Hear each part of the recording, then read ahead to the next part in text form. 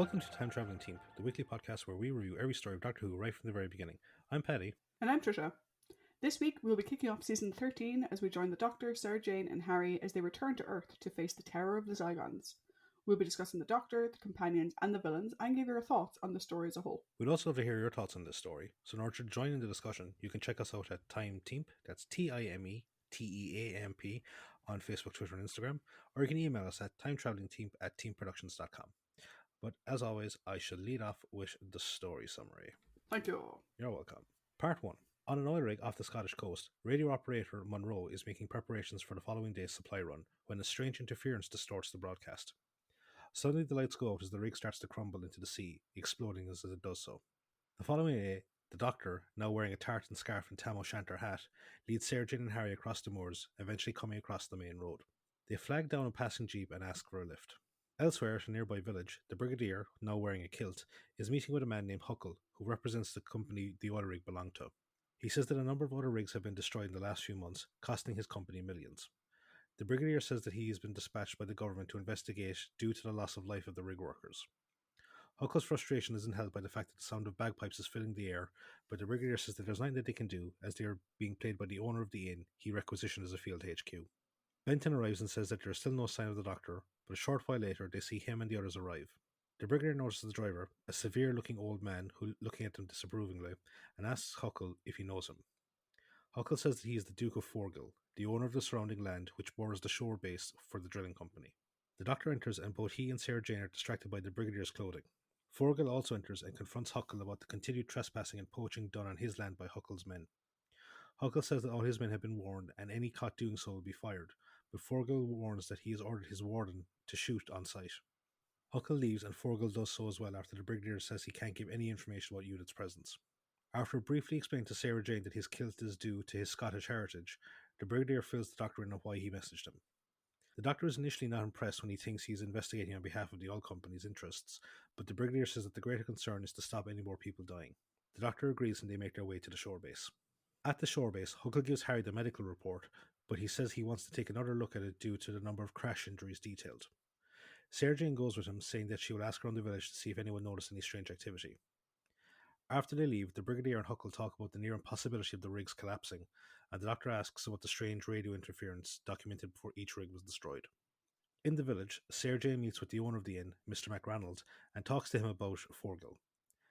McRanald says that Forgill is the hereditary clan chief of the families in the area. He also says that he has been acting very differently since the oil company started their drilling, but attributes it to the fact that many of his staff and castle servants left his company to go work for the oil rig. Sarah Jane then says that many of the locals mentioned that MacRanald has second sight, due to him being the seventh son of a seventh son, and that he had a vision of the doom of the oil rig. He says that the nearby moor, which joins the shore base, is feared by the locals, and that any that go near it at night have been victims to strange disappearances, never to be seen again. He tells of one man who saw his bird disappear, and when the others found him, he was nearly insane and never spoke another word. He warns her away from the moor, but Sarah Jane says that whatever spirit haunts the moor can't destroy oil rigs, and then leaves. Unbeknownst to her, their conversation is being observed via a view screen by a mysterious figure. Out by the shoreline, Monroe, having washed ashore in a life ring, staggers up to the nearby road. Harry, driving to the medical facility near the shore base, spots him and rushes to help him. Also making his way across the dunes is Forgill's warden, who watches them from afar. Harry turns to Monroe, who tells him that he saw what attacked the rig. However, before he can say anything more, he is shot and killed by the warden. Harry looks around to see where the shot came from, but he is also shot in the head and falls to the ground. Elsewhere, several cephalopodic hands work on a machine resembling a piece of coral, whilst their owners give instructions in sinister sibilant voices. The machine sends a signal out which is detected by a large-scale creature lying on the seabed. Meanwhile, Sarah Jane returns to the inn where she finds the Doctor tinkering with a piece of equipment whilst listening to MacRanald play the bagpipes.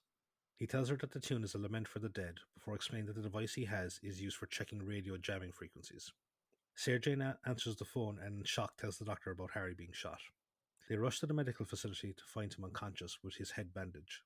The Brigadier joins them and says that another rig has been destroyed, and the Doctor goes to investigate with him while Sarah Jane stays behind to keep an eye on Harry. The Brigadier shows the Doctor some of the recovered wreckage, which has several deep indents in it, and the Doctor tells Benton to get some plaster from the medical facility. The doctor then shows the Brigadier, Benton, and Huckle that the indents resemble teeth from a large creature. This conversation is also observed by the mysterious figure who says the doctor is a threat and needs to be destroyed. In the medical facility, Harry comes to and struggles to tell Sarah Jane and the nurse what Monroe told him. Sarah Jane goes to call the doctor, and after she leaves, Harry continues to try and reveal what he was told.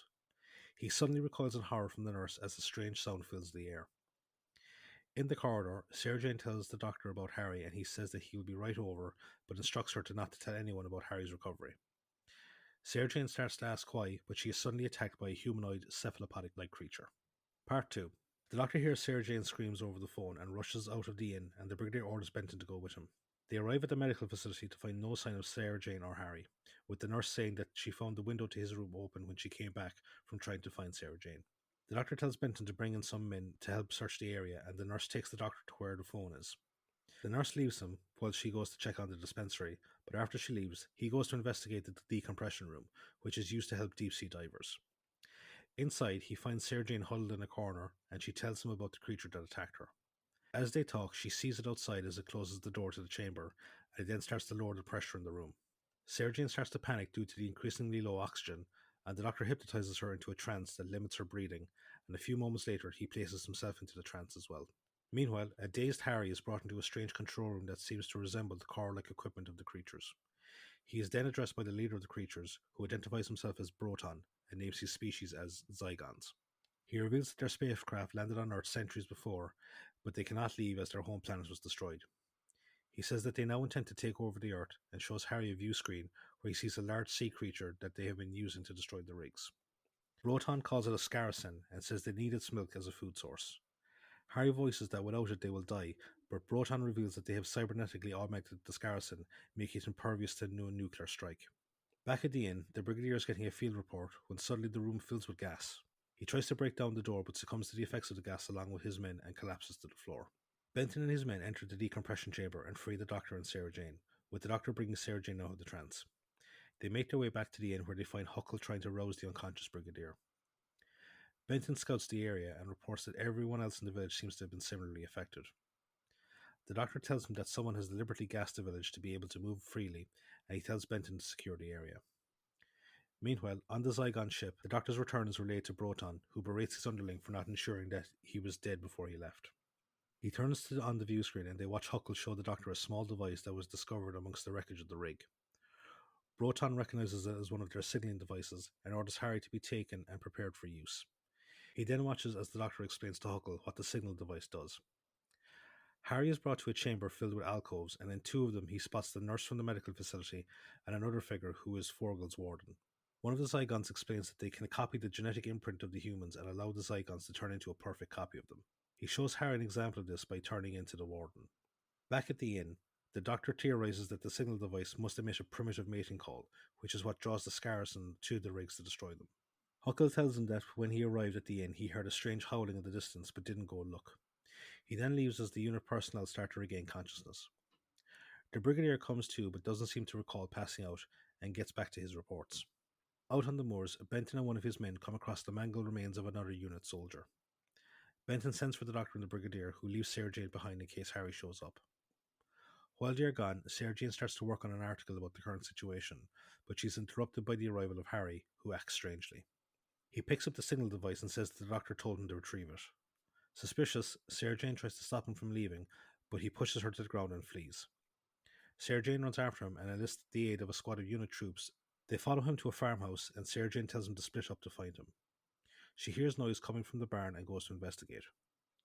Harry observes her from the hayloft and watches as she climbs up to investigate. He emerges and takes a nearby pitchfork and repeatedly tries to stab her. He then rushes at her, but his momentum carries him over the edge of the hayloft, and he falls onto the spikes of an old piece of farming equipment, turning back into a Zygon as he dies. On the Zygon ship, the connection to the alcove containing Harry is severed, and Broton realizes that the imposter has died. He orders that the body be remotely liquidated so that it can't be used for research against him. Sarah Jane brings the unit troops to look at the body, but it is gone by the time they get back. She returns to the inn with the signal device, giving it to the doctor. She then voices her concern that someone is watching them, as all their movements seem to be predicted. The doctor agrees, and the Brigadier seems shocked at the idea of a spy in their midst. However, the doctor quietly tells him that it is more likely that they are being bugged, and the Brigadier orders Benton to search the area for listening devices. Sarah Jane sees the signal device move, and the Doctor realizes that the Scarson is on its way to them. The Brigadier orders his men to prepare their defences, but the Doctor says that they will be no match for the Scarson. He says he will take the signal device and droid to draw the creature off, whilst the Brigadier tries to locate the source of the signal. With Sarah Jane telling him to be careful, the Doctor takes a jeep and drives out into the moors. The jeep stalls and the Doctor tries to get it working again, but is forced to abandon it when he hears the Scarson's roars. He runs across the moor with the Scarson pursuing him. He then hears the signal device beeping, and when he touches it, it adheres itself to his hand. At the inn, the Brigadier has managed to locate the source of the signal and reveals that it is coming from Loch Ness. Out on the moor, the Scarson, a huge lumbering plesiosaur-like creature, catches up to the Doctor and prepares to attack. Part 3. As the Scarson prepares to strike, Harry enters the control room of the Zygon ship after having escaped the transformation room and lunges to the control panel, managing to hit several different switches before he is apprehended. Out on the moor, the Doctor rolls out of the way as the Scarson slams its huge clawed flipper into the ground. He looks around distractedly whilst the Doctor, who is remaining still, watches on. The view screen on the ship has been damaged due to Harry's interference. Broton, thinking the Doctor is dead due to the signal no longer working, recalls the Scarson. The Doctor watches it leave and then stares at his hand, noticing that the signal device came off before the creature struck. He finds it undamaged amidst the heather and makes his way across the moor. A short while later, he is met by the Brigadier and Sarah Jane, who came looking for him. The Doctor reveals the nature of the Scarson, and they reveal the origin of the signal. The Doctor says they need to go to speak to Forgal.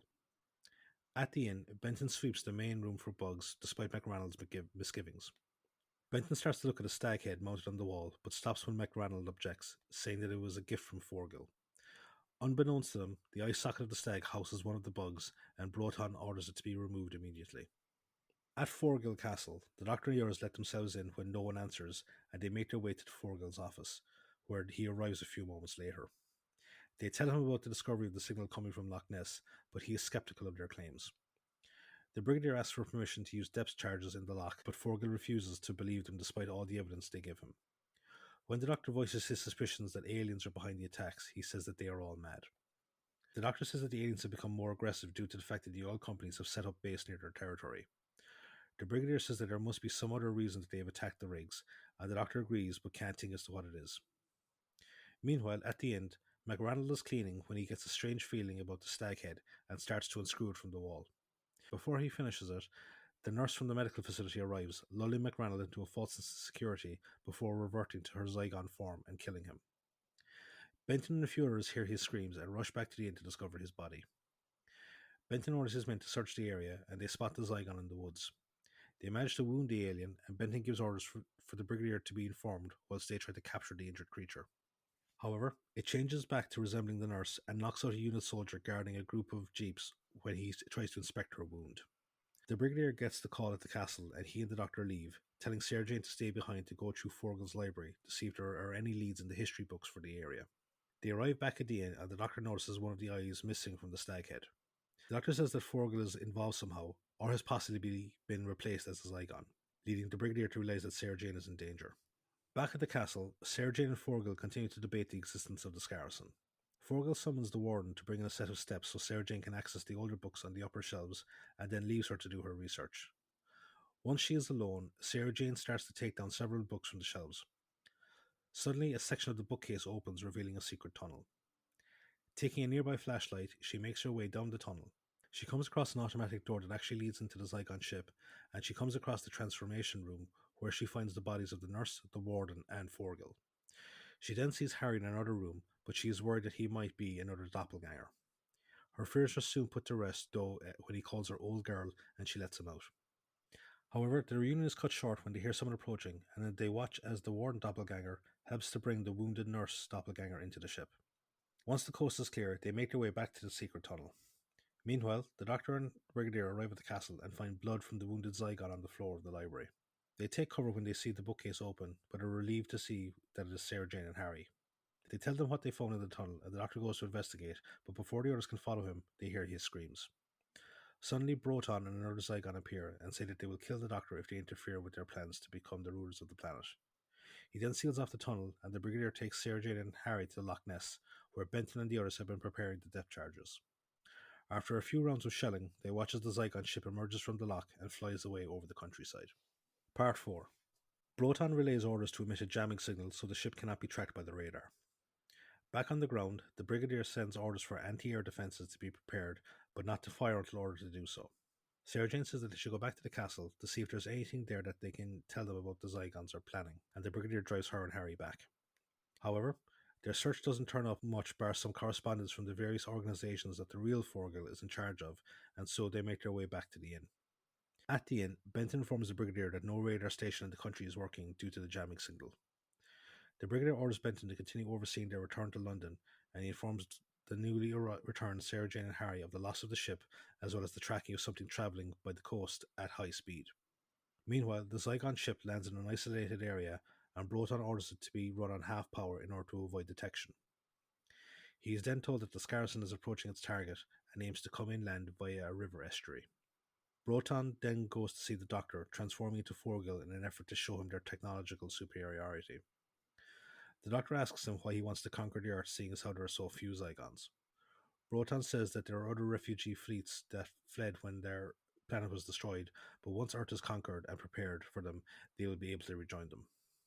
He says that they will enslave humanity to help with the preparation of the planet.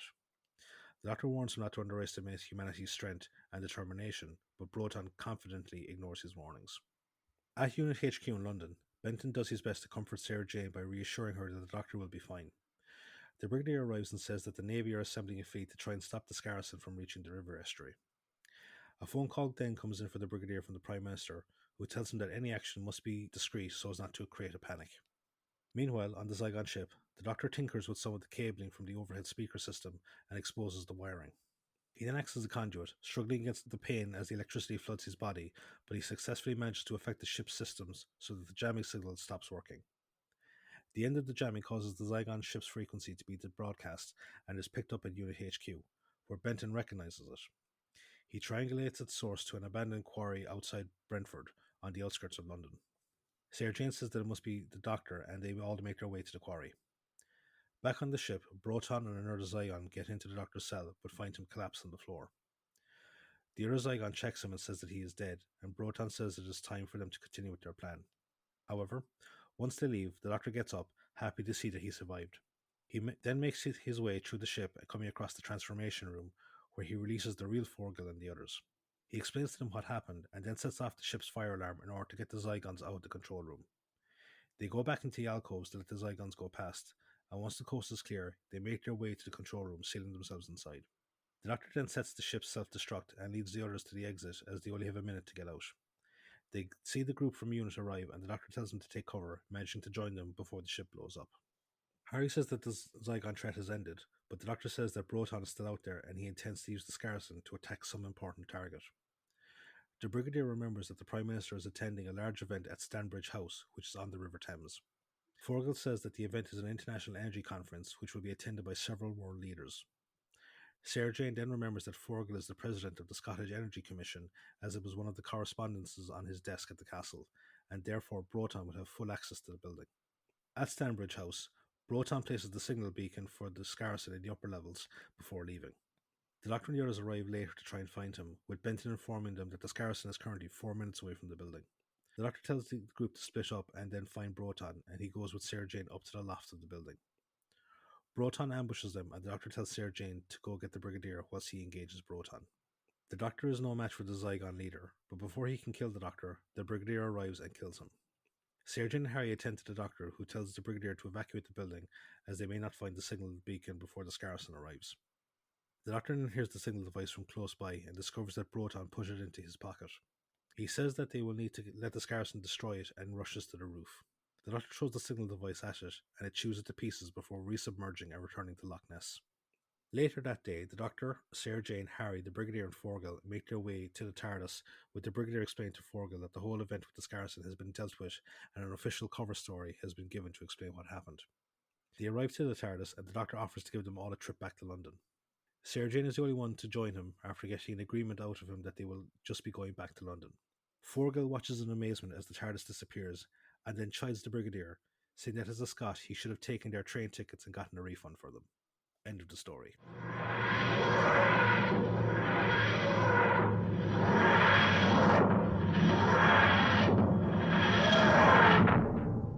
Thank you for that, Paddington. Much appreciated as always. You're very welcome.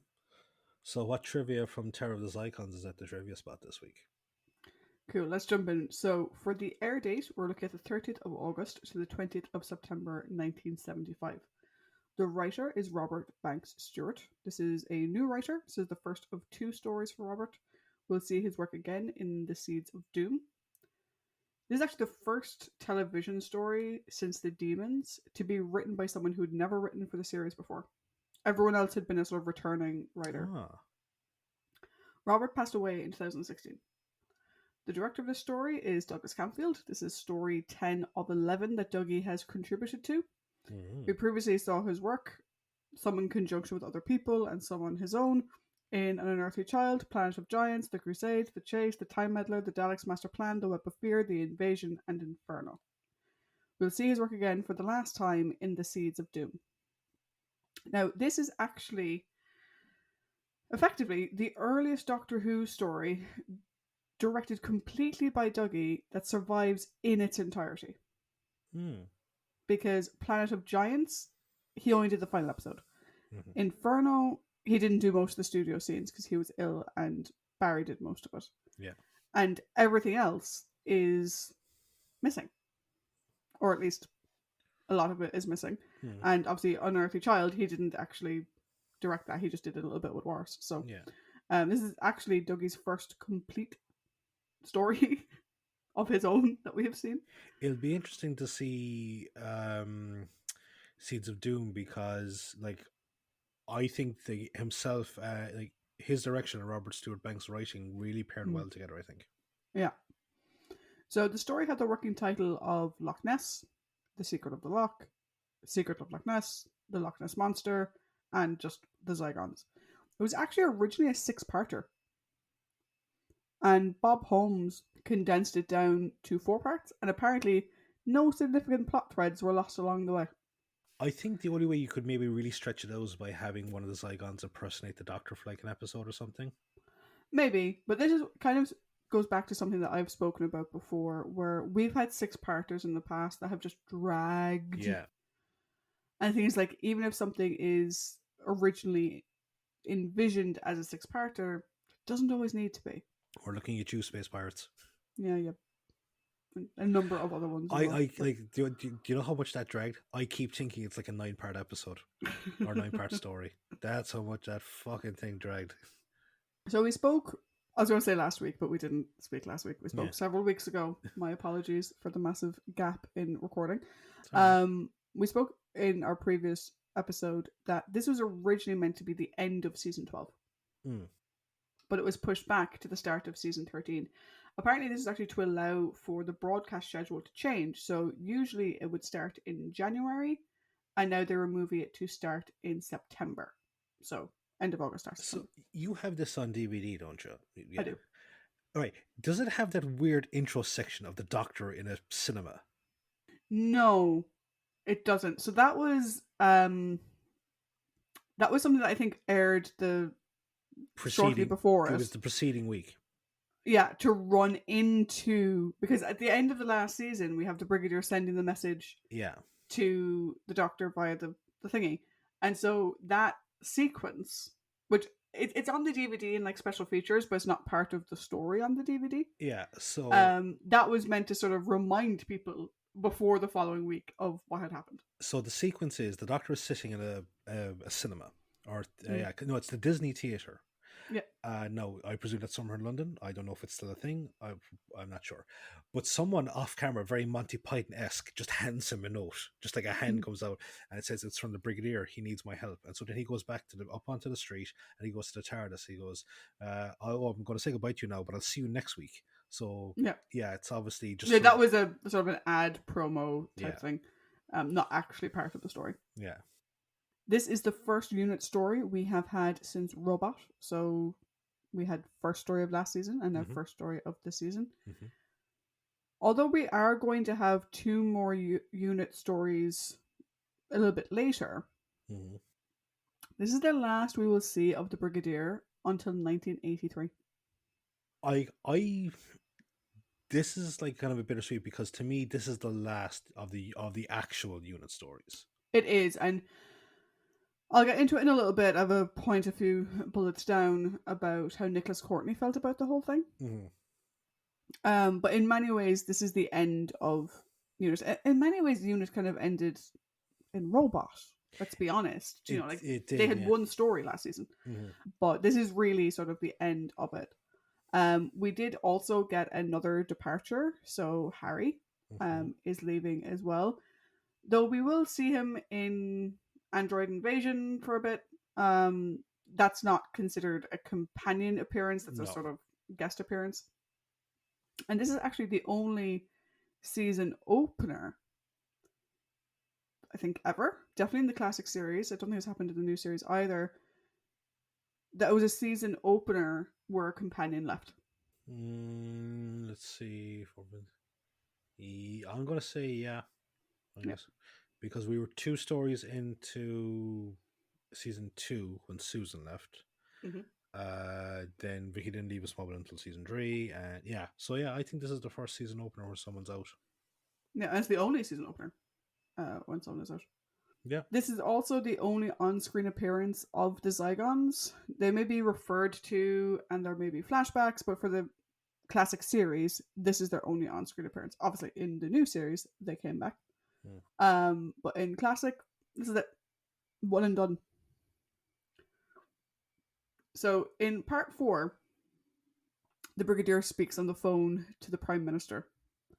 And you actually mentioned this to me because you're like, in the Ark in Space, Harry kind of makes a comment about, oh, can you imagine a female leader? Yeah. Or whatever. Whereas here, we can see that actually the Prime Minister is a woman. 7 months before the broadcast, in February of 1975, Margaret Thatcher had become the leader of the Conservative Party. Yeah. So it makes sense in the story. But obviously she wouldn't have been in place in Ark when Harry made his comment originally.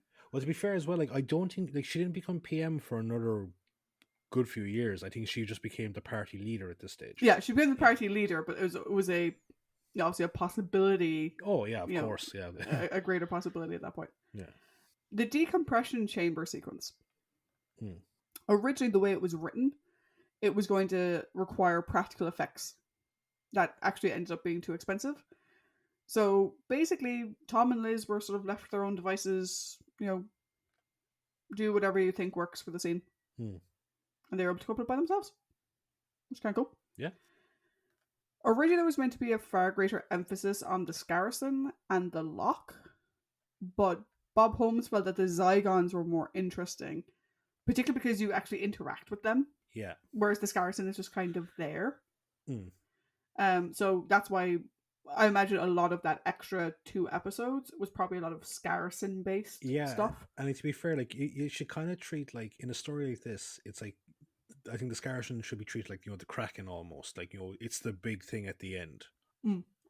So John Woodnut is who plays the Duke of Forgill, and Ian Marter thought he was so funny that apparently when they were filming, Ian was often giggling when he should have been acting scared. Apparently your man was just a hoot and a half. John Woodward did actually spend a lot of time getting the Laird's accent right. He pointed out that as a Laird, he probably would have been educated at Eton, and so he probably sounded a bit more English. But Dougie wanted him to be very Scottish, and so the accent we get is a little bit in the middle. Yeah. He has some Scottish R's and some Scottish, there's some Scottish rolls in there. There's definitely the accent, but compared to like the Warden or the Gilly, as Forgill calls him, it's not as thick. Yeah. So I mentioned Nick Courtney and his thoughts on this story. Apparently he was very unhappy making the story. He thought that, this would be the last time playing the Brigadier, and he thought the character kind of faded away. And he was very sad about it. He had suggested to Philip Hinchcliffe that maybe the Brigadier should be killed off. Nope. Because he wouldn't be he wouldn't be required in the show's new format. He wasn't going to be continuing, so just kill him off. Philip Hinchcliffe turned down the idea, and this is where I'm going to make a comment. that I'm sure we will come back to many years from now when we get to a certain event. Philip felt that it would be inappropriate. It would be an inappropriate fate for a character who had been so vital to the program. In a few years, we're going to get to a story that deals with the Brigadier. And I'm just going to stick a pin in that. Yeah. Until we get there. Apparently, Nicholas Courtney also didn't have the best relationship with Tom Baker during this story. Apparently, Tom was a little bit up his own arse. Nicholas has said that Tom was less congenial and hypersensitive to criticism. He thinks he was off in his own plane, and the rest of them had to scramble to keep up with him. Apparently, the tension turned ugly once, when Tom was handed some uncomplimentary notes and lashed out. From what Nicholas Courtney said, he'd had the part for a year and he didn't take kindly to being treated like an incompetent neophyte. Which is not the Tom Baker we all want to imagine. No, and like see, this is the thing. Like, it's you're getting like, I suppose, like a memoir from Nick Courtney, like, and now I personally didn't think that the Brigadier faded in this story. Like, no, is he as prominent as he would have been in other stories? I don't know, but I still don't think he's off in the background, making the tea. But like, okay, so now this is just my own guessing of what's going on. It's like, you have, I suppose, with the Unit family, this is the last Unit story. Maybe they're remembering, the good old days of when Katie and John were around and Richard and Roger were around. And maybe someone, passing the notes, maybe you might want to do it a small bit like this. And I suppose Tom coming in and, like, obviously creating a hot streak, being popular. And then kind of going, like, maybe, like, look, it's my turn at the steering wheel now. But again, this is just... like, Phil Pinchip has said that this is the story where Tom really... This is the Doctor. Like, this is the story where he could look at Tom and go, yeah, he's got it. This is it. I mean, the other thing is, this story was filmed at the end of last season. Yeah. And, tensions running high, people being tired. In terms of Nick's character fading away, if you imagine, like, how much did Nick have to do in Robot? Then he's gone for 4 stories. And then he's back, and then he's gone again. Yeah. I can kind of get where he's coming from, but it's a bit unfortunate that's the way Nick remembers that time, and that's the way he felt. And the fact that he kind of would have preferred his character be killed off is a bit sad. It is. But let's go on to our cast. So we're just going to discuss 3 members of the cast specifically, because the way we're going to do the characters is going to, I think, be a bit interesting, and we'll take them as they come. But the 3 members of the cast we just wanted to call out are the Duke of Forgill, Huckle, and Angus McRanald. So the Duke of Forgill is John Woodnut, like I mentioned. This is story 3 of 4 for John. Now, you seem surprised when I told you he'd been in the show before. Yeah. He was previously in Spearhead from Space. Do you remember? He was the head of the plastics factory. Isn't it the good guy, not the... No, the guy who was in league with the... So not the guy who came back from traveling and was fired, but the guy who fired him. Yeah, but as like the factory owner, not like creepy... the factory owner, yeah. Not creepy silent fucker staring out windows. No. No. That's what I was... That's what I was sort of... Obviously, he was wearing like milk bottle glasses. So maybe that's why I don't recognize him. He was also in Frontier in Space. Presumably as a... He was in full... Draconian? Yeah, he was a Draconian. He was the Draconian Emperor. Was he Broton as well? Yes, he was. Cool. Because he did both. Yeah, because I was going to say, like, if that's not him, then the guy in the Broton costume is doing a really good job. No, he's both. He's both. Yeah. We will see John once more in The Keeper of Traken. Huckle is played by Tony Sibbald. This is his only Doctor Who appearance. His non-Who credits include Superman 2, Hackers, A View to a Kill, and Quatermass. Tony passed away in 2011. As Angus McRanald, we have Angus Lenny. Mm-hmm. As the second and final appearance for Angus, we previously saw him as Storr in the Ice Warriors. As mentioned, this is the last regular appearance for Ian Marter as Harry Sullivan. We will see him again, though, in one more story this season as a guest character. Mm-hmm. And as Tom Baker once called him, a good egg. Yes. Mm-hmm. Yes, indeed.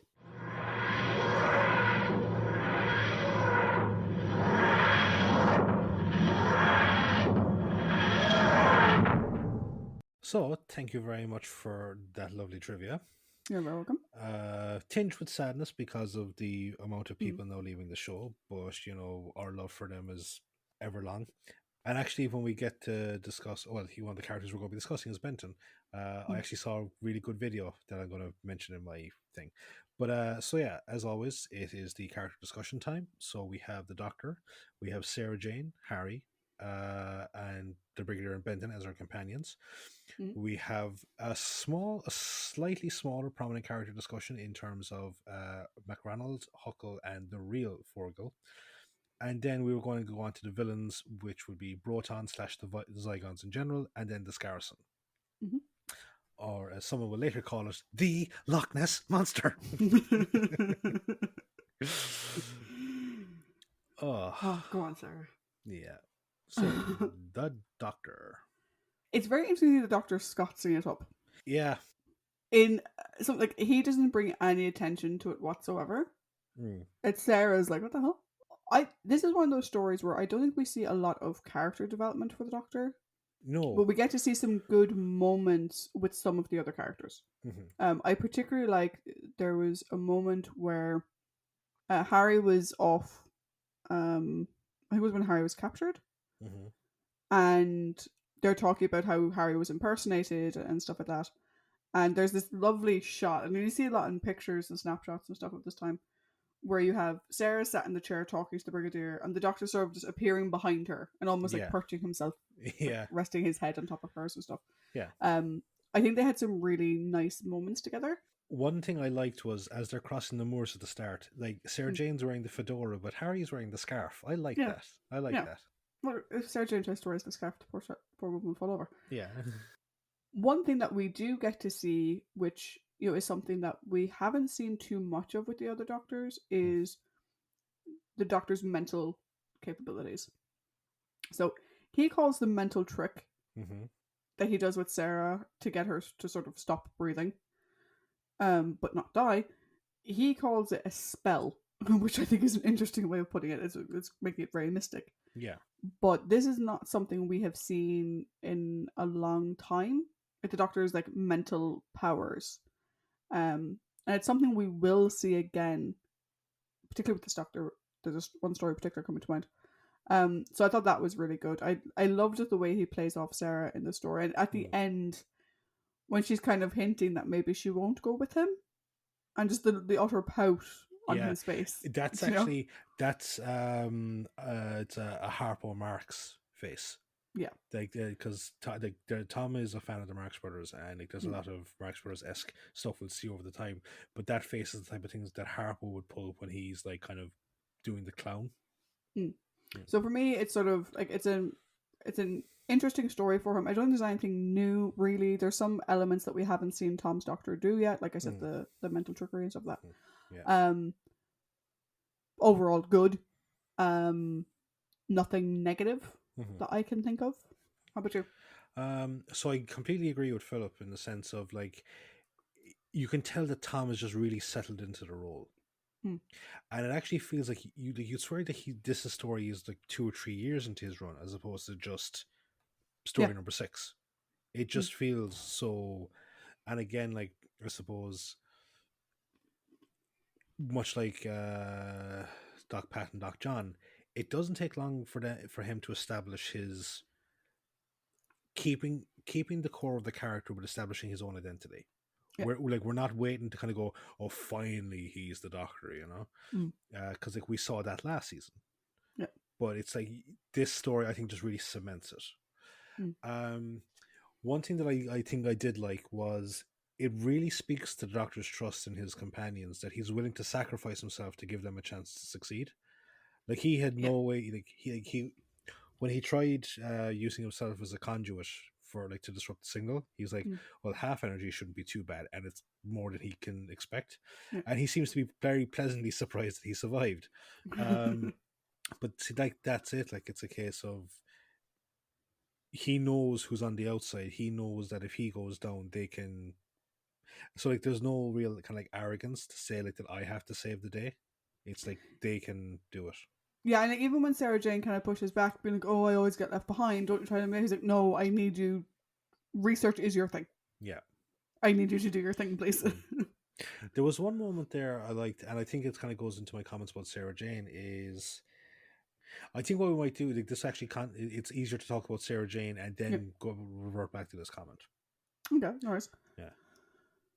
So we jump on to Sarah Jane, so? Yeah, and I might as well keep talking. You might as well keep going, yeah. So one thing that I would have been really, really curious to see if this story had Joe in it instead of Sarah Jane. Because there's an awful lot with McRandall's second sight and the nature of the Loch Ness Monster, and there's a lot of superstition to it. Yeah. And as we've seen with Joe, no matter what Joe sees, she still has that element that there's more beyond what science can explain. And I think Sarah Jane is like, you can tell that she's a real journalist, and you can also tell like that she's a lot more factual, because again, like she was saying, whatever's haunting the moors, like, or whatever spirit is haunting the moors, it's not capable of destroying an oil rig. So she knows that there's a force or an end, like, you know, something that science can explain or rationale. And I think with that, she's a slight bit condescending to McRanald. Yeah, I think Sarah's problem is that, like, I think had you had Joe there talking to McRanald, she may have gotten way more information out of him. Yeah, and I think she would, like, that's the thing, he probably would have been, because there's a line there, which is like, when they're talking about the stag head, and McRanald is very proud of it, and she says, "Oh, the you know, the Duke of Forgall, he's a strange kind of man, isn't he?" At which point McRanald gets defensive, like, you know, he is my hereditary clan chief. Yeah, I think the thing with Sarah is that she is a great journalist. She knows all the right questions to ask, and there are, like, after that, she does identify that she made a blunder, and even when he's talking about second sight, you know, he gets a bit agitated with her at one point. He's like, "Okay, well, explain it to me." Do you know? And she does give him the time to explain, but then she does end it with, well, whatever spirit is haunting the moors, they can't destroy an oil rig.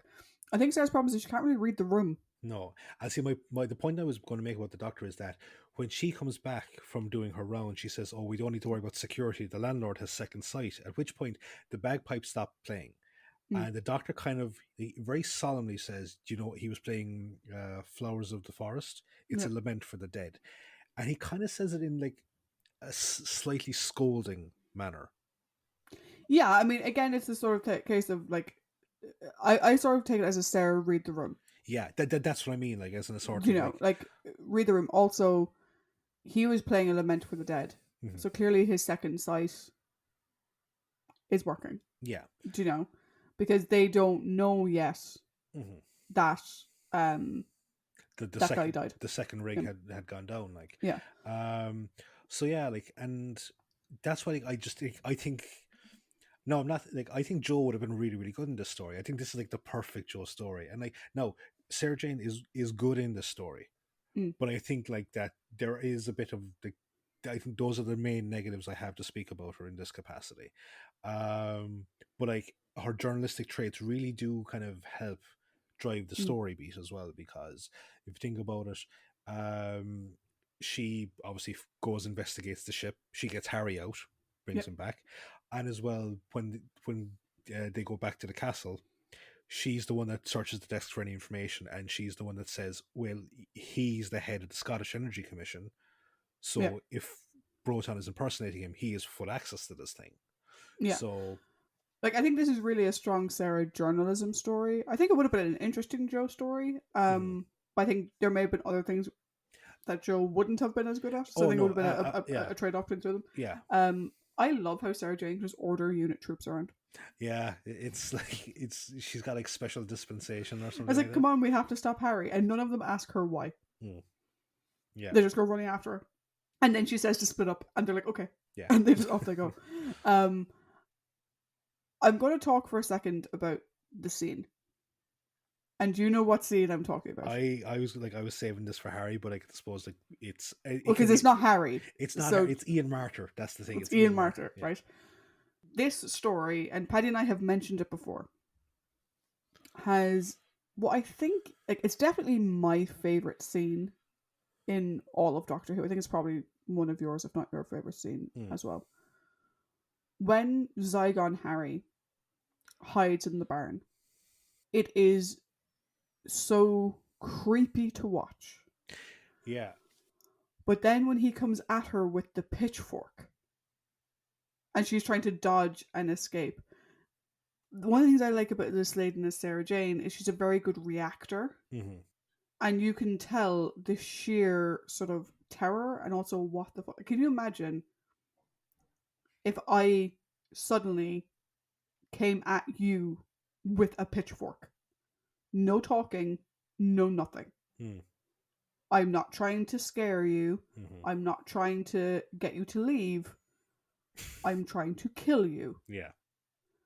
And she reacts to it so well.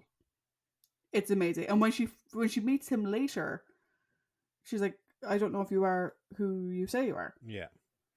You know? Like, that scene is done so well because that scene is shot on film. Yeah. And it's like not quite, it's like early 80s Hammer Horror Pinewood Studio, like just that side of things, because like he's in the, like when he's in the hayloft and he's just like watching her, like the head is down but the eyes are kind of up in that sense, so like, and the mouth is kind of agape, and it's just like that stalking nature. Like the camera work, like Dougie's like direction and the camera work, fabulous. It's amazing. Like I've seen the scene I don't know how many times, but it still raises the hairs on my neck and arms, because it's just done so well and it's acted so well, because Ian Martyr in that sequence, there's no emotion. It's just completely like an automaton, essentially, so it's just a great sequence, and obviously it takes two to tango. Like, so Liz's reactions to him approaching her, with the pitchfork, and her dodging and stuff like that, and like just the sequence is brilliant. And how it finishes when she looks down, the camera zooms in on the Zygon impaled on the machine. It's just a fantastic thing overall. It's awesome. Yeah, overall. no, it's brilliant. It's brilliant. I think for me, like, again, like with the rest of Sarah Jane stuff, there's nothing new here we haven't seen before, other than that reaction. That's more of a reaction, not really a character piece. But overall, I think she did really well, except she just needs to learn to read the room. Yeah, I think this kind of maybe slightly reminiscent of her in The Time Warrior. Because, yeah. So, but yeah, who knows? I think now going forward, she probably will read the room. Yeah. And now we have Harry. So, real Harry, because we can talk about Zygon Harry and the scene again later if you want to, but real Harry, we almost should have just called it Ian Martyr as a section, but whatever. Yeah. This is it's his last story, but it's a story that really shows just how well he has adapted to this life. Again, there's no bumbling Harry, there's no Harry being clumsy or klutzy or whatever. He has totally adapted. Like, when he's captured on the ship, he just dives at the console. He doesn't have a fucking clue what any of it will do, but he's just full on into it. Also, when they go to the quarry, he's in his full Navy uniform, which I don't think we've seen him in this entire time. Not since Robot. Was he in the full Navy uniform? He was. Do you remember when they go to the site of the second burglary? Did he have his hat? He had his hat. Okay. But he's in full. So he has something white in one hand, and he has some sort of bandolier over his arm. Do you know what that was? Well, I'm going to assume because he is an officer, he probably has a sidearm. Yeah, but it was like a big, like, bulky squares on like a bandolier. The other was, I'd say it was probably some sort of explosive. Okay. Yeah. Yeah, so again, we can see him in his full militariness. Mm. Like, he doesn't get to do a whole lot by himself, No. because he gets taken out. But I also love how, like, he is driving along, he sees a random guy walking, like, his rush to help your man That actually, that is whole fabulous. that whole sequence as well, which Mm. with the warden like watching them and like getting the sniper rifle or like the rifle and staring down, that sequence is done so good as well because the music is great. It really builds up as the guy's trying to get something out. Then there's the first shot and he gets up and he looks around and his Ian's timing is impeccable because he goes down and you actually do think that he's been at least critically wounded. Yeah. But the whole suspense of that shot is just Dougie, Yeah, like, you're it's fantastic, amazing. and Ian plays it so well. Yeah, I yeah. mean, I'll talk about this in my overall, but like, this is Ian's strongest acting performance I was actually just going to say, by like, and large. I was going to say, like, if it's not his strongest, it's definitely in the top two. Yeah. Yeah, um, yeah. Anything else you wanted to add on Lieutenant Sullivan? One thing is that no, I don't know whether it's his natural curiosity, but I Mm. like to believe that his last few adventures with the Doctor has kind of turned him into a small bit of an amateur sleuth, because when he's looking at the medical reports, he's like, "There's a fair bit of crash injuries here," and like Huckle says, "Well, that's from the rigs, falling Mm. down on people," and he's like, I still want to go take a look at it." I wouldn't necessarily call that him sleuthing. That's his doctor.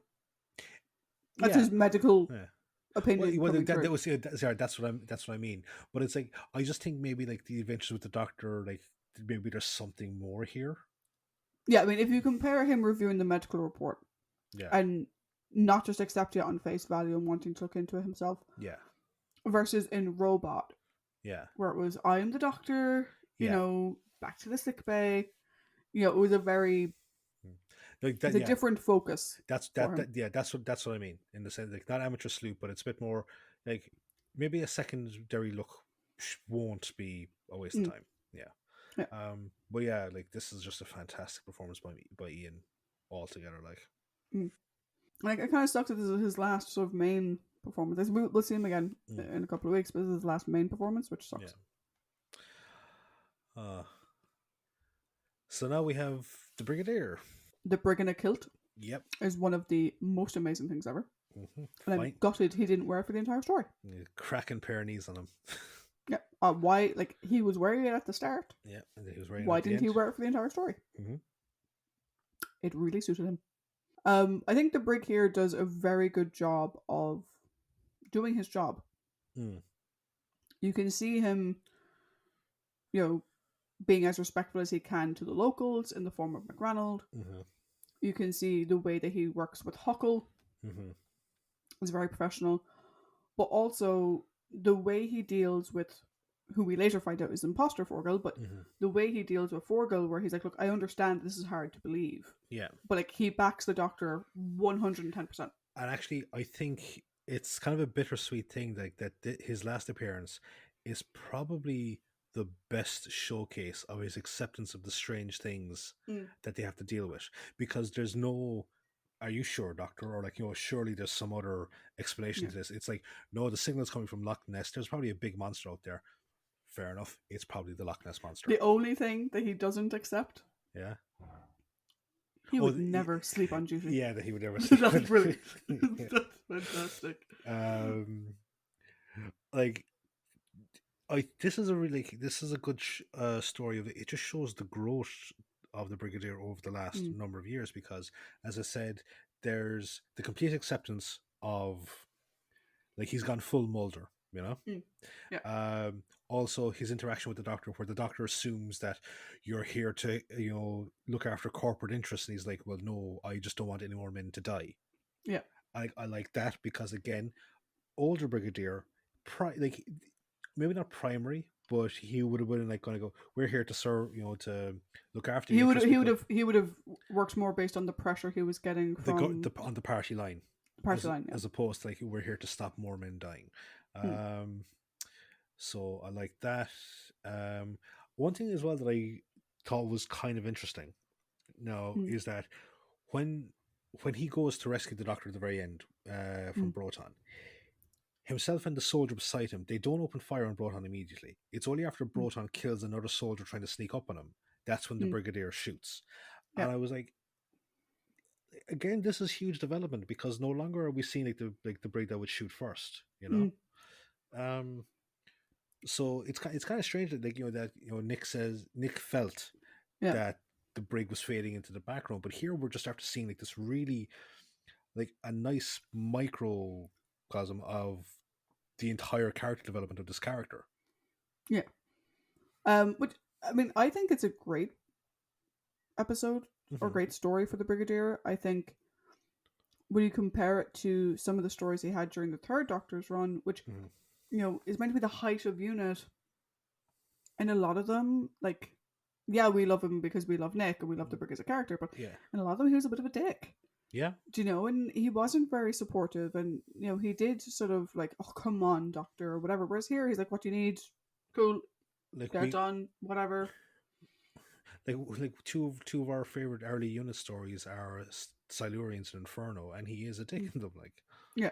yeah. But I do like that. Like I said, this is going to be our last Nicholas story for a very long time, and we don't treat the Brigadier as a companion in terms of doing ramblings. Mm-hmm. We also don't treat Benton as a companion in terms of doing ramblings, and maybe we should, but then we'd kind of have to do ramblings for way more people. Yeah. I do think though when we eventually get to Nicholas's last story, Mm-hmm. which would be The Five Doctors, I think. no, because he's in Battlefield.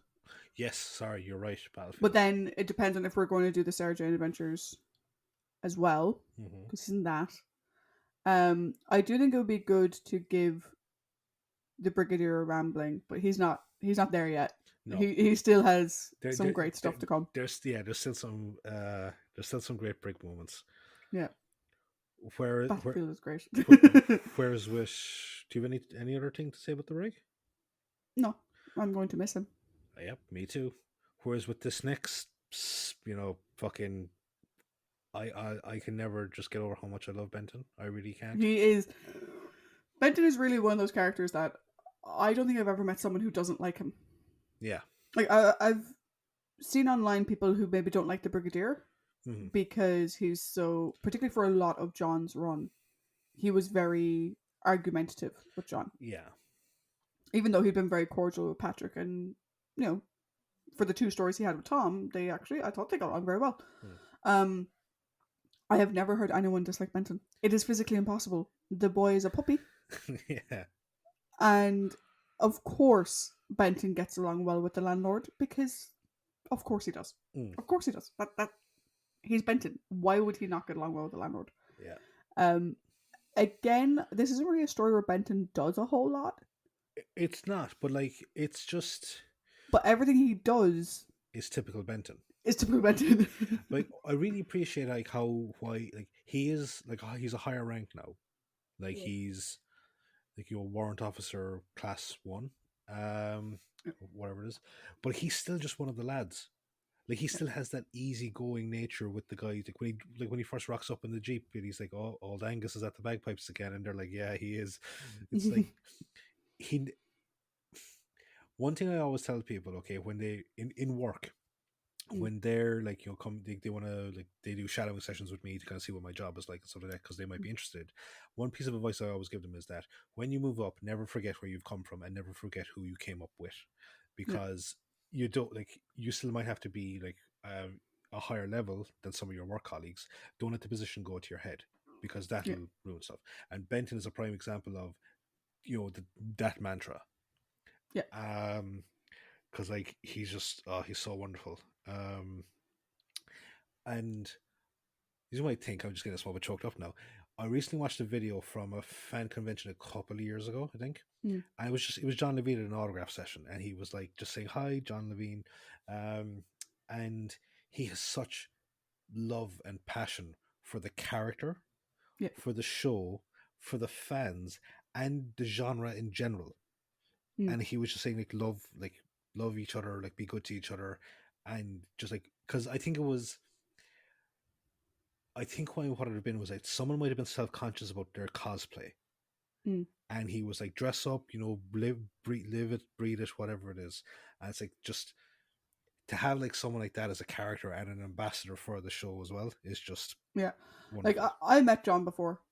He was absolutely lovely. He has the biggest smile ever, and he's constantly smiling. Yeah, is the thing. Even when he's signing autographs, like on his own, because at events often people will order autographs online, so he'll be signing away a stack of them to save for later. He's just the smiliest person. But the thing is that like John, he's also like, at least like from what I've seen from talking to him and from like he did some of the Blu-ray stuff for Katie's last season.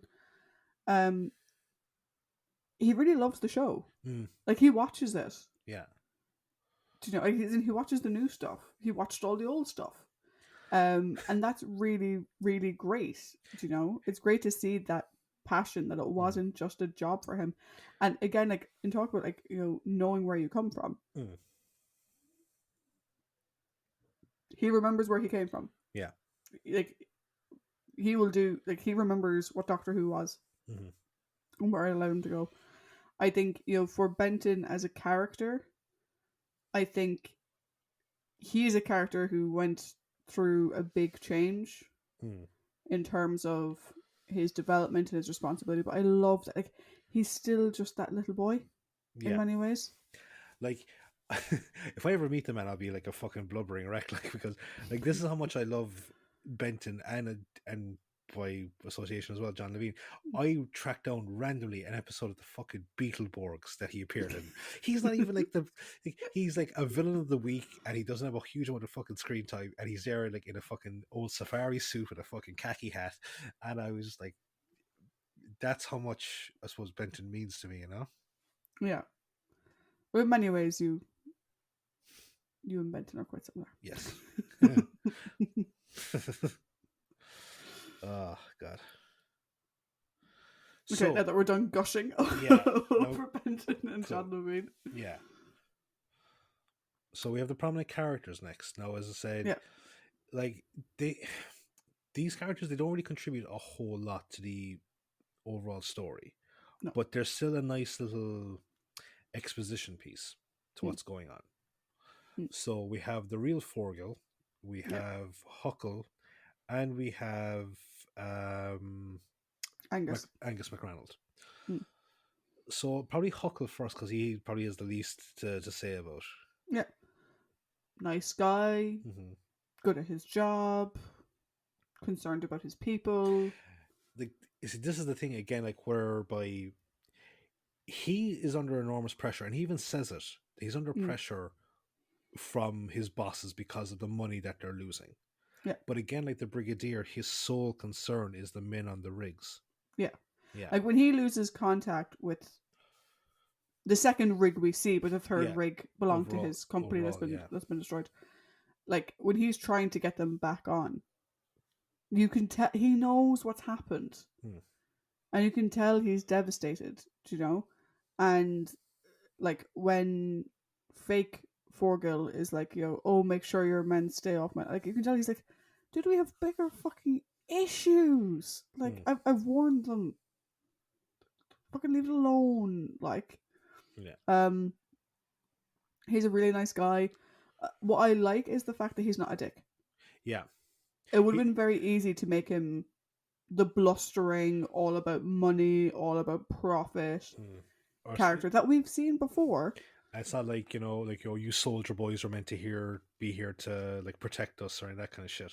Yeah, and also he's American. Yeah. So it would have been very easy to do that. Very easy to sort of, write into a stereotype there with that. And I'm really glad that they didn't. Nice guy, not a dick. Then we have McRonald, who like I always liked Angus Lenny. Like anything he's in, like he's just like he's like what, like he's like 4'9", he's just wonderful. But no, in the sense of like, because his interactions with Sarah just kind of really shows it really gets across the suspense of the story first of all. Mm. You know, with all the disappearances going back throughout the decades, how the Duke of Forgill, like, because he was like going like, you know, yeah, the Duke is a changed man, and he's Yeah. put that down to the fact that a lot of his people have gone to work for the company, and now Mm. and he kind of really explains a lot there as to why the actual Forgill would be Mm. acting strangely, in the sense of, he says that he is the hereditary clan chief. So Yeah. that means that a lot of the families in the area would still have that connection to Forgill himself. Mm. So I'm going to assume that it's not just employees, but it's also members of his extended clan Mm. leaving his service to go work somewhere else.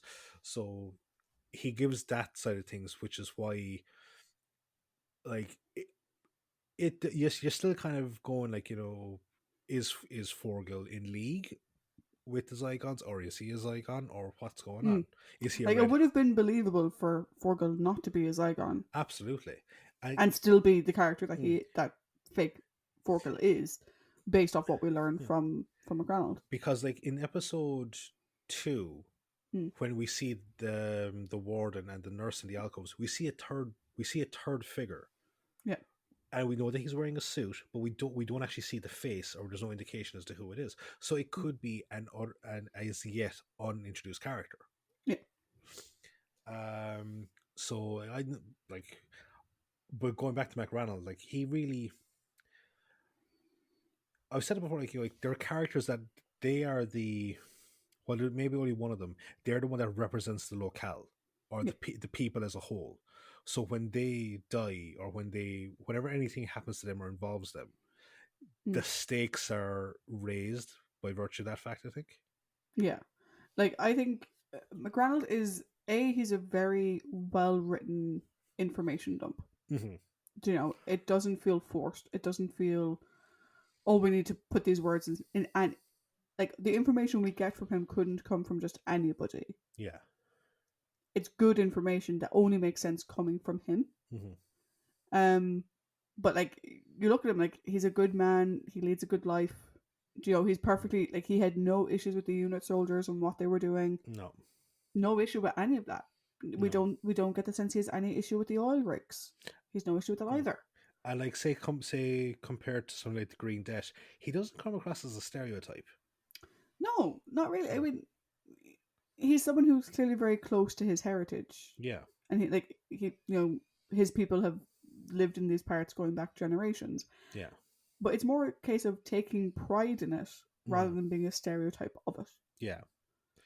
Which is great. Yeah. And he didn't deserve what he got. No, but again, that's the tragedy. Like, that's Mm. why I particularly love this era, because you really do feel like the supporting cast deaths. Yeah. They actually, like, they add to the story. They add Yeah. to the suspense. They add to the plot progression. Everything like that. So you feel it. It's not just some nameless fucking guard number 3 type thing. Mm. Yeah. The one thing that I didn't like, well, I didn't like his death because he died, but the one thing I didn't like about his death is that, and this kind of goes back to Benton, is how we don't really get to sit with it. Yeah. Because Benton is immediately like, lads, grab your rifles, we're going. Mm-hmm. Like, Benton's all business, Mm-hmm. which is the way it should be. Mm-hmm. But it meant that we didn't really get to, no one really got to mourn him. Yeah. Do you know? Which I think is sad, but it's also so true to the situation that they're in. Mm. There wasn't time for that. Yeah. There'll be time for this later type thing. Yeah. I thought McRonald was a great character. I thought he was a great contribution to the story. Mm. And I think that type of character where the focus, he kind of reminded me in some ways of what's her face from the Demons. Oh, Mrs. Hawthorne. Yeah, kind of. Yeah. Do you know, in the sense of, like, not a stereotype, good contribution to the story, good contribution to plot in terms of exposition, without just being an info dump. Yeah. And I suppose as well, like, I mentioned the Green Dead and a bit of stereotype, but Bert, the miner that's with Joe that dies, like, you feel his death, definitely. So, like, kind of like that as well. Yeah. Yeah. Very much so. A nice pairing of the two types, I think. And then we have actual Forgil. Real Forgil is a really nice, pleasant, helpful chap. He's really nice.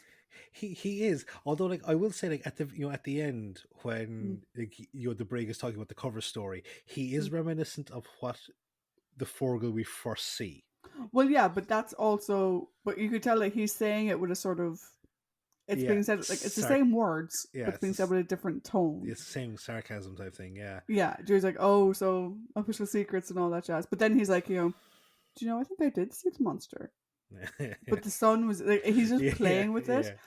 Do you know, I actually think that I like Forgil the character, but I also think that John Woodland is probably one of my favorite guest actors. He is so good. Yeah. As both evil Forgil and nice Forgil. And Broton as well. But I think he's really great. I love his little joke with the brick at the end. Yeah, oh god. Because particularly when we now have the trivia point about how John kind of wanted him to be a bit more Eton. Yeah. And a bit less Highlands. Yeah. Do you know? And so the fact that he's like, did they have return tickets? Yeah. You should have taken them back and gotten a refund. yeah. And you call yourself a Scotsman. Yeah. I kind of like that, particularly because when we realised that Dougie kind of wanted to make, or that John himself wanted to make him a bit more Eton. I like that, do you know? Because it also, like, you kind of get the sense that had he not been replaced, had the entrance to the Zygon ship been somewhere else, and that he actually would have been a really helpful character to the story. Yeah. And he would have got along really well with the Brig. It would have been nice to see the two of them play off each other. Yeah. No, definitely, because like I'm just laughing. Like, I think like was it the Scotland, like, or the Scots and the Irish, they have a very similar sense of humor. I think it's just that connection that. But yeah, no, like I actually like when the Doctor rescues Forgil and the Warden and the nurse. There's no like who are you? Unhand me. I'm the Duke of Forgil. All that kind of shit. It's like, what's going on? Like okay, fair enough. We'll follow you. Like there's no him trying to establish his dominance or superior, and even with like the Warden as well, the Gilly, the Caber, whatever you want to call him, it's like he's like so many different words. Yeah, so okay, so the he's a game warden for the Duke, but he calls him his Gilly, which I'm going to assume is probably the Scots Gaelic term for game warden. Yeah, he's also referred to as Caber. Because of a story that he tells. Because he's a Highlands Games champion, so clearly that means he's like the Caber tosser or whatever it is, or maybe one of the other games. But like when the Zygon impersonates the Warden, he's just very stern, like that typical stern, angry Scot. But then like inside he goes, like the Doctor says, like, break that. He goes, is this broken enough for you? Type thing. Yeah, like this whole story kind of reminded me of the Faceless Ones, and it's like, this is what I wanted the Faceless Ones to be, type thing. Yeah, yeah, very much so. Yeah, but yeah, no, actual Forgil is a nice character. I would have liked to have seen more of real Forgil. Yeah, but evil Forgil is dick, or Brogil, or Borgil. Yeah. The one thing I'd say about Broton is that, like, he clearly replaced Forgil a while back. Like, he's been doing this for several weeks, if not months, at this point. I would say, however far back the drilling started, that's when the impersonation started. He plays the role really well. Oh, he like that, because like that's the thing. It's like McRannell goes like, and that's what I was saying. Like McRannell equates his change in behavior to the circumstances of the people leaving his employment. So it's like he's not acting completely out of character. Yeah, and that's why it was as well. Like when Forgil is like sort of official secrets and all that at the very end, you can kind of see that in some of the stuff that Forgil says at the start in the very same vein. Broton says in the very I'm same trying to think, because I maybe confuse it with a different story.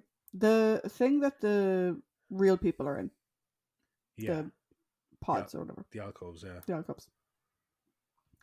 I'm trying to remember. Do they mention brain mapping in any of that? Because even Zygon Harry is like, the Doctor sent me. They didn't mention anything Like, about. I think they just said their imprint. yeah, because otherwise, the way they're acting, the way they're behaving, is purely from what they observed before they took over. In which case, wow, do you know, like, you wouldn't have known. Like, Forgel doesn't, like, fake Forgel does not read as a body snatchers situation. Mm-hmm. It reads as a guy being a dickhead. In Oh, which case, well done. Kudos, Proton. You did it well, dude.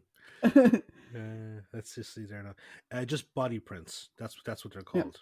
They're Yeah, body so, like, there's no mention of reading someone's mind or obtaining their memories. It's purely a physical print. thing. And for that, like, he drives a car. Mm.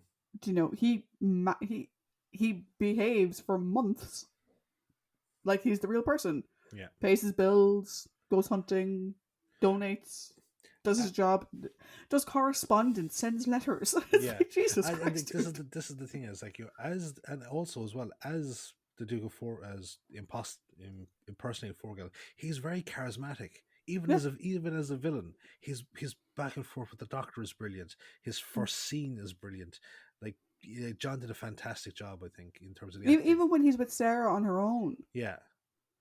Like, Obviously we find out that Sarah's in danger, but, like, yeah. he chats away to her fine, like, Mm-hmm. Absolutely. And it's the thing about the Zygons that I love is that clearly when they have time to observe, there is no telling. No, there's not. Which makes them such an interesting villain. Oh, Because anybody could be a Zygon. There's no way to tell. Like, we can probably talk about with Zygon Harry,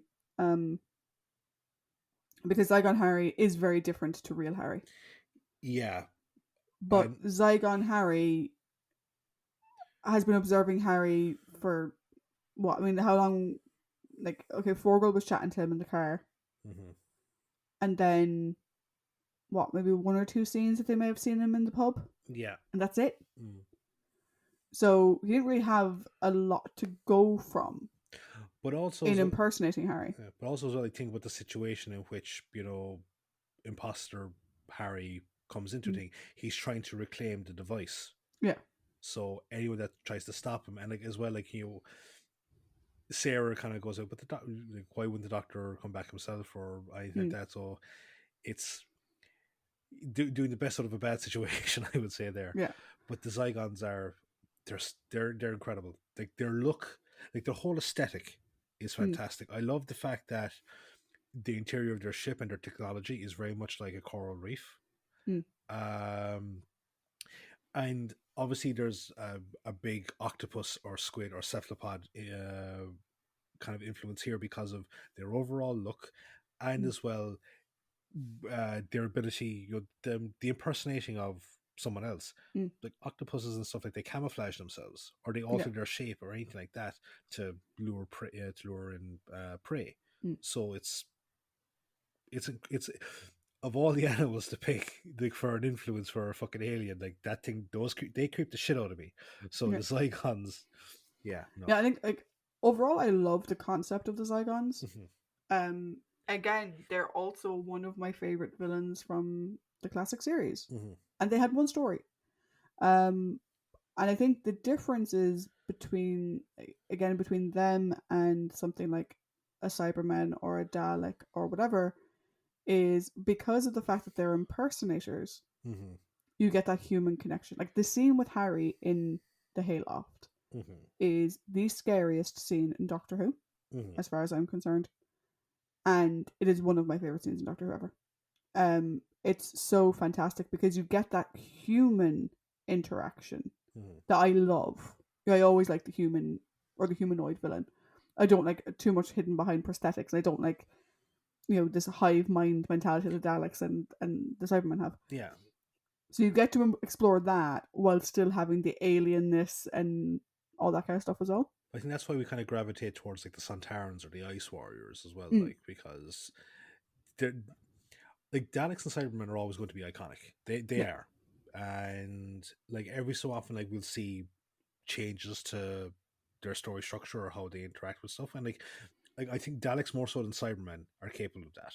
Mm. I think because Daleks brought an awful lot of new stuff to the table every time they appeared up until a certain point in time, whereas Cybermen it's very samey. I think. Yeah. But with the likes of like the Zygons, yeah, like there's so many stories you can have, and just have imposters be the thing. And then obviously we had our discussion about Ice Warriors and Santarans being multifaceted and multi-capable in whatever they can bring to the table. So yeah, it's a shame that these classic villains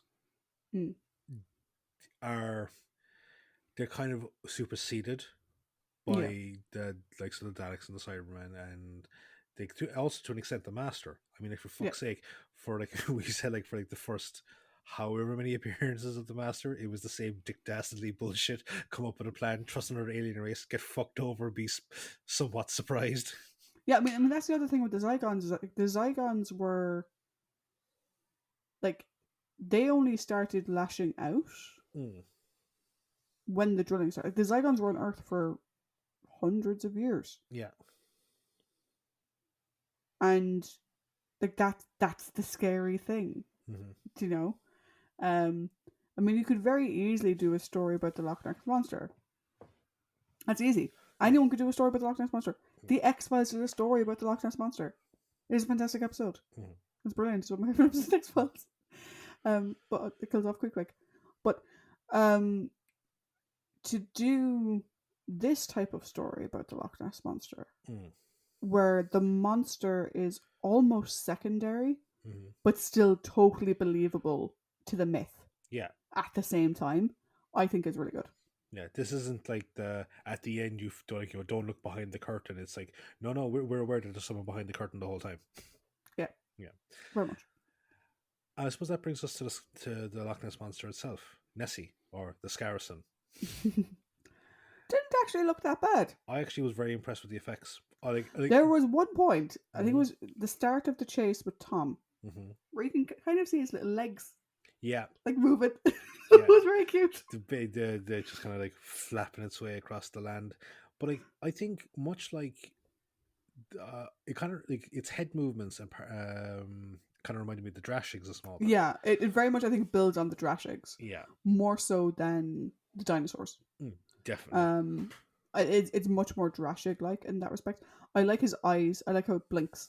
Yeah, the eyes move, and like it blinks. It has eyelids. Which those little things I find really cool, which I think some of the dinosaurs had. Yeah, I think like. But I think this is better. The T-Rex, I think, was the big one that had it. Yeah. No, like we talked about how the dinosaur effects in Invasion of Dinosaurs weren't that bad. The Scarison is better than those, I think. Yeah, I agree. I think it was a big learning from that story. I think taking what they learned about the effects from dinosaurs with a design more similar to the Drashigs, I think worked really well. And like this is the thing is like I also feel kind of sorry for the Scarison because we're told that the Zygons like sustain themselves off its milk. Yeah. So it's essentially a cow to them, but then they like cybernetically augment it to use it as a weapon. So like it essentially just becomes like those big Chitauri space whales from the Avengers. It becomes little more than that. Yeah, I mean the thing about this Scarison that I find interesting as well is that don't they say that like the receiver that they use is like sending out a mating call or something. That's what the Doctor theorizes. Like they're tricking it into attacking things, which is just sad. But I kind of like the idea that at the end, like Sarah's like, "Where's it going?" It's like, "Back to the loch, the only home." Back to the only home it's ever known. Yeah. Do you know? And you're kind of like, that's quite a nice ending. Like it's down as a villain, but it's not really. No, it's more of it's more of a villain. More of a prominent character, really. Yeah, more villain by circumstance. Yeah, exactly. More of a villain by circumstance. Yeah. But I like the fact that like it didn't get killed off. I like the fact that like, it doesn't get shot at because we're told there's no point. I like the fact that they do that straight up because, in many ways, it's kind of innocent of any wrongdoing. It's reacting to, I hear a noise that I'm meant to go towards, and that's it. And then it's trying to find the source of the noise. It's like, well, you're a little human thing. You're not the fucking source of the noise. It's actually reminding me of a French movie I love, Brotherhood of the Wolf, which Mm. is it's a kind of a period action movie, but it's like what the wolf of Gévaudan in France. It's like what if it was actually this fucking creature that was commanded by someone? So again, kind of reminiscent to that. But yeah, no, I actually look just the Scarson is another element as to why this story is so good.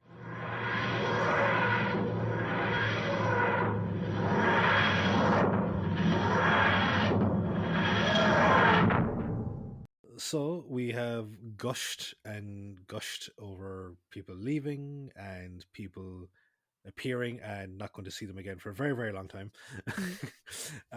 So now it comes to the final section of the podcast, the overall. So that's where myself and Trish give our score out of 5 each. So I think You went first the last time. did I did. You did, yes. So Yeah, because my turn. you asked me if the season finale ended strong, and I was like, nope. Yeah. No, it does declining. Mm. Okay, so thoughts on Terror of the Zygons. Yes. I will say that, this isn't the biggest character development story we've ever had. No. Which usually for me is the stories that rank really highly are the ones that are very character developing. Yeah. I will say though, this story is suspense, action, fear, solid characters, solid villains, a somewhat sympathetic weapon, I suppose. And really, the production value on this story is phenomenal. It is so well done. Right from the beginning, you're on edge. It's like something you'd see in a Hitchcock film or a Stephen King adaptation or something like that. You're very much on edge from the off. And we've gushed about it several times, but this scene with Zygon Harry and the pitchfork is so good. It's so well done.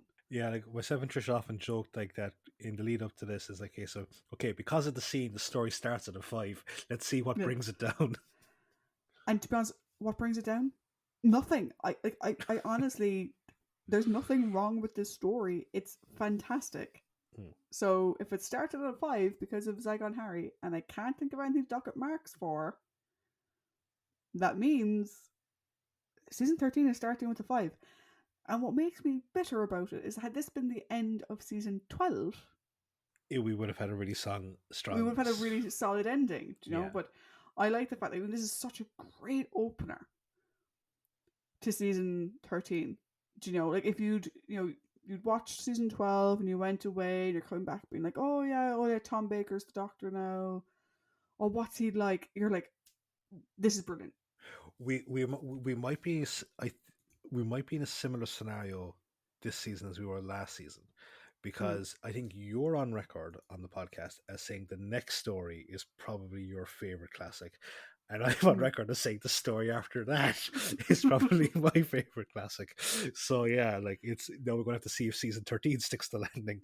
Yeah, no, I mean, as an opener, this is just, it's so good. It's so good. I absolutely love it. But that was my score and my gushing. Your turn. Okay. So just the thing about lack of character development or no real character development, we've often said that that's not a bad thing. No. We've always said it doesn't need to be something there every time. No. When there is character development, we like to see good character development. We don't like to see some backsliding. But not every story needs to add something new, which is great. But anyway, to this story. I've always loved this story. I always have, because it blends so many of my favorite things together. There's a very nice horror vibe with good alien elements to it. Part of that is due to the setting, and there's something about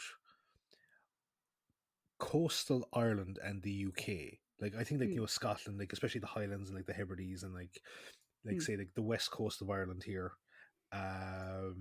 and I suppose like parts of remote England, they lend themselves to this rural horror, which is so, when it's done right, it's so good. Mm. Like The Demons, which is like a fucking great Doctor Who horror story. Yeah. So there's good performances all around. Like John Woodnott just fucking knocks it out of the park. I think he's probably the best performance. I would agree. In the actual Well, story. that and Zygon Harry. Yeah, it was like Ian Mark, like for Ian Marker's last continuous appearance, like for his character departure thing. Unfortunately, Harry doesn't get a huge chance to shine. He has his moments, but Ian Marter is fucking brilliant. Oh yeah. Like, Ian Marter, Nicholas Courtney, and John Woodnott, they all do a great job here. They all really do. And like it's a really interesting villain, which we sadly won't see for a very long time, which I think we said is a big waste. It's sad to see the end of the unit era. Yeah. It is. And there's one thing that kind of annoyed me is that Benton isn't with them in the final scene. I understand why, because he's the Briggs, like, number 2, or he's not number 1, so he's probably taking care of a lot of the administrative stuff back in London HQ. Which, kind of sucks, but it would have been nice for John Levine to have been there. But much like yourself, I can't find a flaw with this story. It's a 5. So, a fantastic opening. Yeah. Like you said, I mean, next we have Planet of Evil. Then it's Pyramids of Mars. Pyramids. Then it's the Brain of Morbius. Jeez. Then sorry. It's the Android Invasion. Then it's the Brain of Morbius, and then it's the Seeds of Doom. Yeah, this is going to be an interesting season. It's definitely going to be interesting to see how this season pans out. Yeah. Also, be interesting to see, like, I have gone on record, Planet of Evil is one of my favorite stories to watch. But I would say, like, does that mean it'll get a 5? I mean, look at the number of 5s it gave last season. Maybe it does.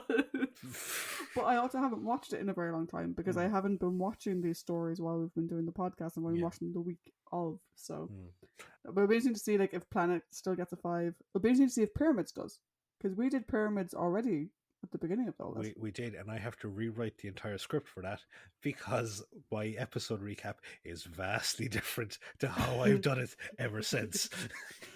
How did you do it originally? Oh, it was like cut to, like I was like, introduction, cut to the TARDIS, cut to this, cut to that, and I'm like, I've taken a much more narrative structure with the fucking story recap. So we'll need to make a bit of a choice, and maybe we'll ask our listeners here: should we release the original edit as a sort of special episode? Like as a rambling, not as our official one, but like as a rambling. Possibly. Should we release the original recording? And I go back to the really shitty sound quality from my end because I was using a headset mic as opposed to a proper mic. I think we were both using headset mics that time. Were we? I don't think I've gotten the new one yet. I think my headset quality mic was still better than yours, but but yeah. So let us know. Let us know, Facebook, Twitter, Instagram, whatever. Let us know what you think. Should we release the original cut? At the moment, I think the only people outside of you and me that have even heard that was we sent it to Norman from Mission Log to get his thoughts on it. So who have been? I think Norm's the only person who's actually heard it. Norman, John, maybe. Absolutely, and they've been really helpful and they've been really supportive and of the podcast. So thanks again, guys, and again thanks to our regular listeners. I was actually talking to Shane recently enough, and his ranking at the moment for the Doctors is 1, 2, 3. Ooh, yeah, ooh, I love that one. One. I love it. We're converting because like Shane hasn't actually watched any of these. So this is the thing, is that Shane has never watched Doctor Who. But he got into it because they started listening to the podcast, and he's been continuing to listen to it, so it's been great. So thank you very much, Shane. Thank you, Jane. I do still have my little first Doctor figurine. He's up with my other Eagle Moss figurines. He sits up with him. I have my 4th Doctor one, and again, I suppose we can't also go without mentioning our podcast brothers, Dan and Paul. Brothers from different mothers. Yeah, exactly.